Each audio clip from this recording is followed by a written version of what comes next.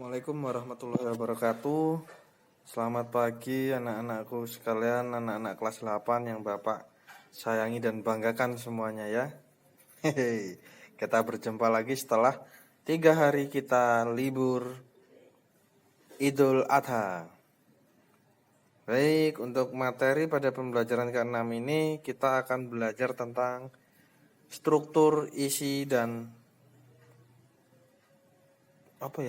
ciri bahasa. Cuman untuk pertemuan kali ini kita akan mempelajari struktur isi teks berita. Oke.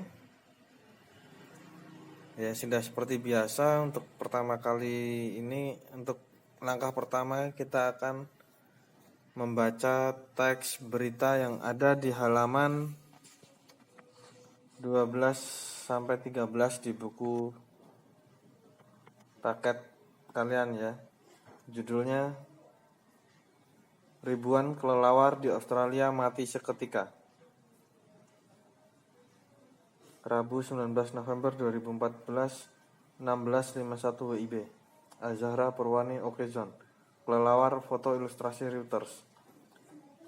Kasino, lebih dari 5.000 kelelawar di hutan Australia tiba-tiba terjatuh dari pohon lalu mati seketika. Penyebab kematian hewan malam itu adalah suhu ekstrim yang meningkat menjadi 44 derajat Celcius ketika gelombang panas menyapu Kasino, New South Wales. Khawatir akan menyebarkan penyakit, warga diimbau untuk menghindari bangkai kelelawar yang sudah membusuk di jalanan. Meski demikian, pecinta binatang tetap datang ke hutan untuk menyelamatkan kelelawar yang tersisa. Upaya penyemprotan air es pun dilakukan. Seperti dilansir Mirror, Rabu 19/11/2014, pekerja dewan berupaya 2 kali lipat untuk membersihkan bangkai kelelawar dari jalan. Namun, beberapa area yang tidak terjangkau mungkin akan tetap bau untuk sementara waktu. Orang-orang harus menghindari daerah ini dan tidak mencoba menolong kelelawar, sebab hewan ini bisa menggigit, mencakar, dan membawa Isa virus terang John Walker. Beberapa daerah di sepanjang tepi sungai yang tidak terjangkau dan bau busuk akan dibiarkan untuk beberapa waktu selanjutnya. Sementara itu, sekitar 450 kelelawar yang selamat sedang dirawat oleh staf penyelamatan darurat yang tergabung dari seluruh wilayah. Jadi dari teks berita yang Bapak ini tadi, nanti kalian akan bisa mengetahui struktur isinya. Jadi struktur isi teks berita itu apa toh? Yang pasti itu satu, judul. Berita itu pasti memiliki judul. Kalau di sini berarti judulnya Ribuan kelelawar di Australia mati seketika. Lalu teras berita atau lead. Ketika kamu mencari suatu berita, entah itu di internet atau di koran, itu biasanya kalian akan menemukan teras berita itu pokoknya kalimat singkat yang di awalnya itu loh, di awal biasanya ada gambar, terus di bawahnya gambar itu ada itu. Nanti kamu bisa lihat di halaman 12 loh. Nah, teras berita ini adalah alinea pembuka yang diletakkan di awal berita. Biasanya berupa gagasan atau pokok pikiran yang sebetulnya itu pengen diungkap penulis dalam berita tersebut. Tujuannya itu ada 3 teras berita ya. Merangsang orang untuk membaca, mengungkap fakta penting, dan menyangkut kepentingan umum. Contoh kalau ini tadi ya berarti Kasino. Lebih dari 5.000 kelelawar di hutan Australia tiba-tiba terjatuh dari pohon, lalu mati seketika. Nah, ini namanya teras berita. Sebetulnya tanpa kalian membaca seluruh berita itu, di teras berita ini sebetulnya udah kelihatan beritanya itu apa. Oh, beritanya 5.000 kelelawar di hutan Australia itu mati. Dari tiba-tiba jatuh dari pohon lalu mati seketika kan gitu. Tepatnya di Casino. Casino ini suatu kota ya, kota yang berada di New South Wales, Australia. Nah, kalau kalian udah tahu itu beritanya tentang kelelawar hutan Australia yang mati ada 5.000 itu, tentunya kamu akan penasaran. Penasarannya apa? Apa sih yang menyebabkan kematian kelelawar itu? Nah, itulah fungsinya lead atau teras berita. Tujuannya apa tadi? Merangsang orang untuk membaca. Jadi setelah membaca teras berita itu orang pengennya, wah ini menarik ini. Ini menarik ini. Saya mau baca lagi. Nah itu tujuannya itu. Terus yang kedua tujuannya mengungkapkan fakta penting secara singkat. Ini fakta terbukti. Nah, terbukti karena dapat dilacak kebenarannya. Kalau nggak bisa dilacak dengan kebenarannya berarti itu berita hoax. Nek wong ngarani hoax tulisannya. Terus menyangkut kepentingan umum. Oh iya, ini kepentingan umum karena ini juga memberitahu bahwa jangan pernah sekali-sekali menyelamatkan kelelawar yang masih hidup karena berbahaya. Satu, bisa menggigit, itu kan ada itu dalam itu. Terus mencakar atau membawa isa virus. Mungkin yang sekarang ini yang sempat merebak itu katanya corona itu juga dari kelelawar kan, seperti itu. Setelah teras berita, pertama sebentar, tadi yang pertama judul, yang kedua teras berita atau lead, yang ketiga adalah tubuh berita.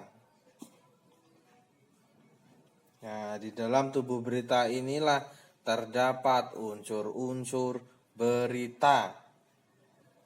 Kalau dibuat akronim ADSIMBA, apa, di mana, kapan, siapa, mengapa, dan bagaimana. Bahasa Inggrisnya 5W plus 1H. What, where, when, who, why, how. Terus kalau di sini berarti apanya apa kira-kira?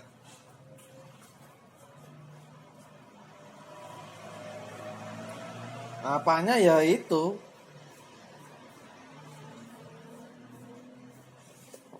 Satu,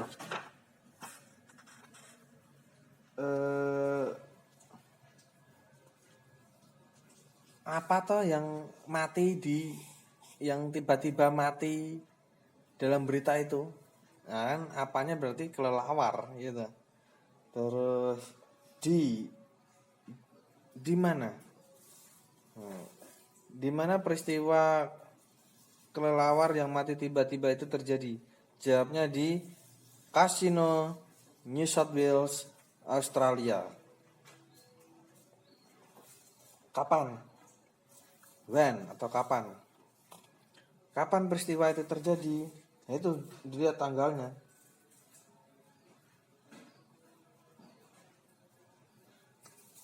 Tanggalnya 19 November 2014.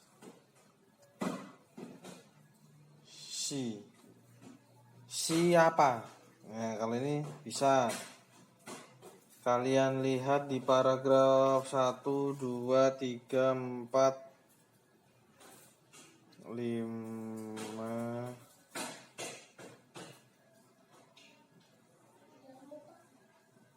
Oh, di paragraf keempat ini bisa ya. Meski demikian, pecinta binatang tetap datang ke hutan untuk menyelamatkan kelelawar yang tersisa.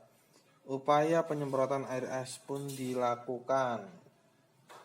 Nah, jadi kalau untuk siapa, kalian bisa membuat pertanyaannya, siapa yang datang ke hutan untuk menyelamatkan kelelawar yang tersisa? Jawabnya, pecinta binatang. Itu kapan? Itu siapa? Lalu mengapa? Mengapa ya dari itu tadi juga bisa dibalik. Mengapa upaya penyemprotan air es dilakukan? Jawabnya itu tadi, untuk menyelamatkan kelelawar yang tersisa. Nah,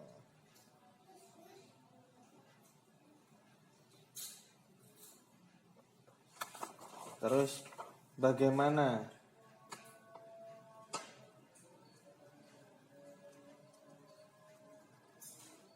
Bagaimana itu juga bisa dari situ tadi. Upaya apa yang dilakukan oleh pecinta binatang untuk menyelamatkan kelelawar yang tersisa? Jawabannya adalah upaya penyemprotan air es. Nah, itu. Selain itu untuk yang tadi apa ya? Yang mengapa itu tadi juga bisa untuk buat pertanyaan tentang matinya kelelawar. Jadi pertanyaan mengapa kelelawar itu banyak yang mati? Jawabannya bisa. Penyebab kematian hewan malam itu adalah suhu ekstrim. Tuh. Jadi untuk pertemuan kali ini mungkin Bapak cukupkan dulu. Bagi yang belum jelas, kalian bisa tanya langsung melalui WA atau Japri ke nomor Bapak. Nggak perlu sungkan, nggak perlu takut, nggak perlu malu. Untuk tugas nanti Bapak share di Classroom. Paling hanya 1 atau 2 soal gitu ya. Oke, terima kasih. Billahi taufiq wal hidayah. Wassalamualaikum warahmatullahi wabarakatuh.